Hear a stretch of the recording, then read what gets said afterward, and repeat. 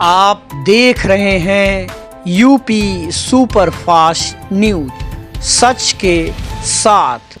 राजधानी लखनऊ में PWD diploma engineers संघ ने जोरदार तरीके से मनाया अपना शताब्दी वर्ष।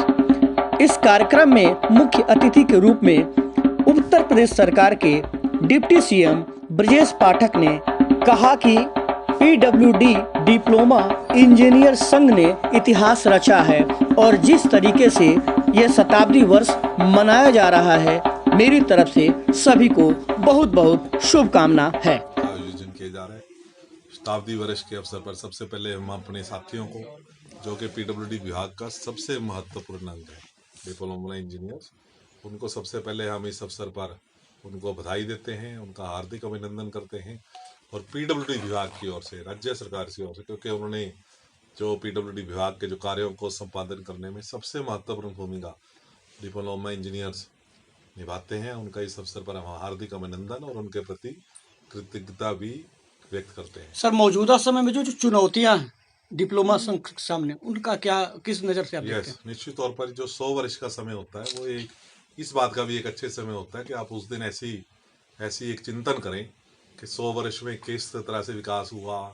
अब क्योंकि स्पीड बहुत तेज है, इंटरनेट आने से और चीज़ों के आने से थिंकिंग की स्पीड बहुत तेजी से बढ़ी है कि किस प्रकार से चुनौतियां भी बहुत तेजी से बढ़ी है। जैसे मैं अभी बता रहा था, हमारे माननीय मुख्यमंत्री जी की अपेक्षा है कि 2027 में 1 ट्रिलियन इकोनॉमी उत्तर प्रदेश बने, और उसमें सबसे बड़ी चुनौती जो पीडब्ल्यूडी विभाग के ऊपर है कि उसकी हमें अपनी कैपेसिटी को कम से कम 3 गुना करना होगा। जो आज हम 30,000 करोड़ की सड़कों पर खर्च करते हैं, वो हमें बढ़ाकर लगभग 1,70,000 1,80,000 करोड़ का खर्चा 2027 में करना होगा, जिसका मतलब हमारी कैपेसिटी को 3 गुना करना होगा।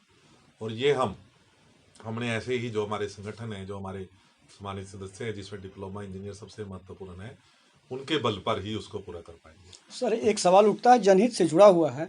हमेशा लोग उम्मीद करते हैं कि पीडब्ल्यूडी द्वारा जो सड़कें हैं वो बढ़िया बनती हैं, सब कुछ होता है, लेकिन फिर भी वो सड़कें बनती हैं और कुछ समय बाद ही वो खराब हो जाती हैं। आखिर क्या मुख्य वजह है? पीडब्ल्यूडी की जहाँ तक सड़कों की बात है, देखिए सड़कों के जो है धूप और पानी है, इसलिए उसमें निश्चित तौर पर उसकी व्यवस्था भी रहती है मेंटेनेंस की। तो सड़क खराब तो होगी, उसमें जैसे गड्ढा कहा जाता है, गड्ढे भी पड़ते हैं, परंतु उसी प्रकार से उसकी मेंटेनेंस की भी व्यवस्था की जाती है। और उसमें जब हम अमृतकाल की बात करते हैं, तो उसमें ये रहता है कि नई नई टेक्नोलॉजी का विकास हो। अभी हमने एक अमृतकाल का जो कहा जाता है कि हमारा स्वर्ण शताब्दी वर्ष होगा 2047 में, उसके लिए किस प्रकार से नई टेक्नोलॉजी, मेंटेनेंस फ्री रोड्स की हमने CRRA से डिमांड करी है कि जैसे सीसी रोड में कम मेंटेनेंस चाहिए होता है, इस प्रकार के मैक्सफॉल्ट में चेंजेस लाए कि कम से कम उसको मेंटेनेंस करना पड़े। तो उसी प्रकार से हमारे जो क्योंकि यूपी का विकास बहुत तेजी से हो रहा है, लोगों को चौड़ी सड़कों की जरूरत है, लोगों को मजबूत सड़कों की जरूरत है। तो हम लोग इससे पहले भी जो मीटिंग कर रहे थे, उसी प्रकार से हम एक तरह से डिमांड ड्रिवन इकोनॉमी की तरफ बढ़ रहे हैं कि जहाँ पे यदि सड़क को चौड़ी करने की जरूरत है, तो डिमांड जब हो, ये शहर में किसी को नया पुल बनाना है, उसी समय वो मंजूर हो जाए। आज लोगों को वेट करना पड़ता है। उसी प्रकार से जैसे आपने कहा, मेंटेनेंस फ्री सड़कें या मेंटेनेंस रेगुलर मेंटेनेंस वाली सड़कें, मतलब नई टेक्नोलॉजी से चीजें बेहतर होने वाली है। बिल्कुल। और उत्तर प्रदेश आप निश्चित बनना है, जैसा मैंने कहा, 1 ट्रिलियन इकोनॉमी और पीडब्ल्यूडी विभाग बहुत महत्वपूर्ण भूमिका निभाएगा। ठीक सर, बहुत बहुत धन्यवाद आपका। 100 वर्ष पूरे हो गए। 24 जनवरी 1923 को अंग्रेजी शासनकाल में डिप्लोमा इंजीनियर संघ को मान्यता प्राप्त हुई थी। हम लोगों ने इसको 100 वर्ष पूरे कर लिए। 100 वर्ष के अंतराल में हम लोगों ने, हमारे जो अग्रज हैं, उन्होंने काफ़ी मेहनत की और संगठन को काफ़ी ऊंचाइयों पर पहुंचाने का प्रयास किया। उसके तारतम्य में हमें ISO 9001 2008 एंड ISO 9001 2015 का सर्टिफिकेशन भी मिला हुआ है।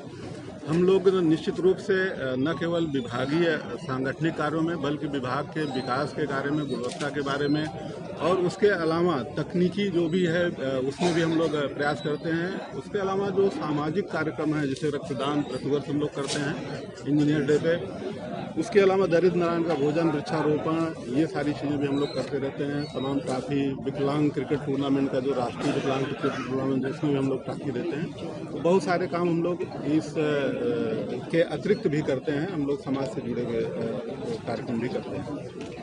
सर, आगे क्या कहना चाहेंगे राज्य सरकारों से कि आपको किस तरीके की हेल्प प्रोवाइड करी जाए ताकि आपके और विभाग में और भी काम जो हो बहुत अच्छी तरीके से और तेज़ी से हो?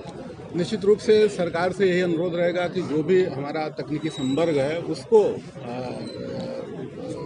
प्रोत्साहित करें, उनकी सुविधाओं को बनाए रखें।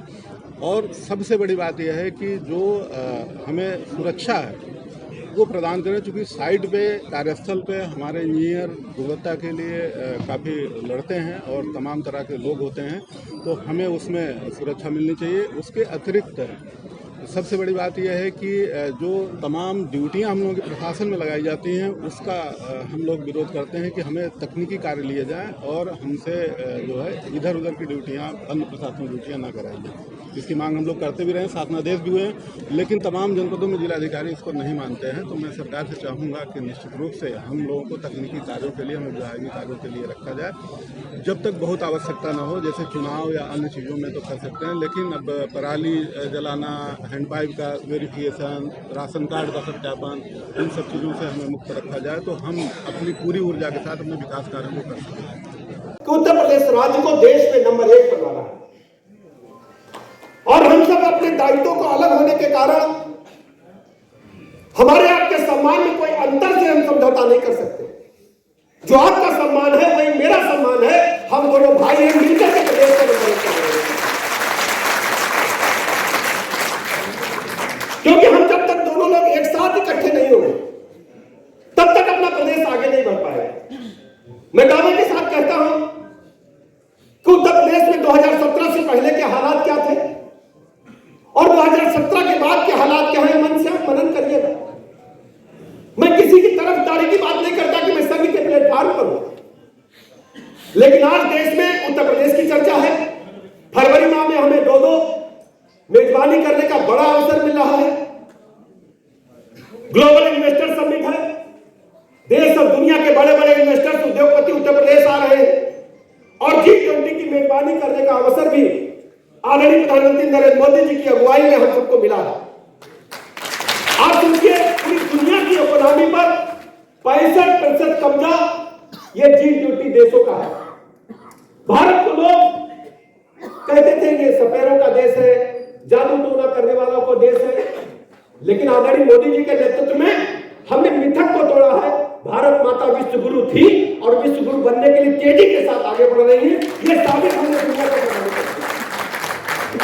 साबित करने के लिए बहुत दूर आपको जाना नहीं पड़ेगा। कोरोना महामारी के दौरान पूरी दुनिया में हाहाकार था, भारत में भी था, लेकिन मोदी जी ने किस ढंग से टैकल किया। आज हम सब बगैर मास्क के बैठे हैं, लेकिन पड़ोसी चाइना में तो हाहाकार मचा, लॉकडाउन पड़ा है। जापान जो इलेक्ट्रॉनिक की दुनिया में सर्वश्रेष्ठ अपने आप को कहता था, वहां भी बड़ी परेशानी है, कई राष्ट्रों में परेशानी है। आप सोचिए, जब देश की आजादी से लेकर आज तक आप नजर डालें, टिटनेस का टीका बना तो उसको भारत आने में दशकों लग गए, 40 साल लग गए। पोलियो का टीका, बच्चे जब लंगड़े हो जाते थे बचपन में, पोलियो का जो ड्रॉप है वो भारत आने में 50 साल लग गए। लेकिन कोरोना महामारी का टीका अगर इंग्लैंड में बना, अमेरिका में बना, तो भारत में 2 टीके बने, भारत में 2 टीके। और पूरे प्रदेश और पूरे देश के लोगों को निःशुल्क टीका लगाने का काम आदरणीय मोदी जी के नेतृत्व में होगा।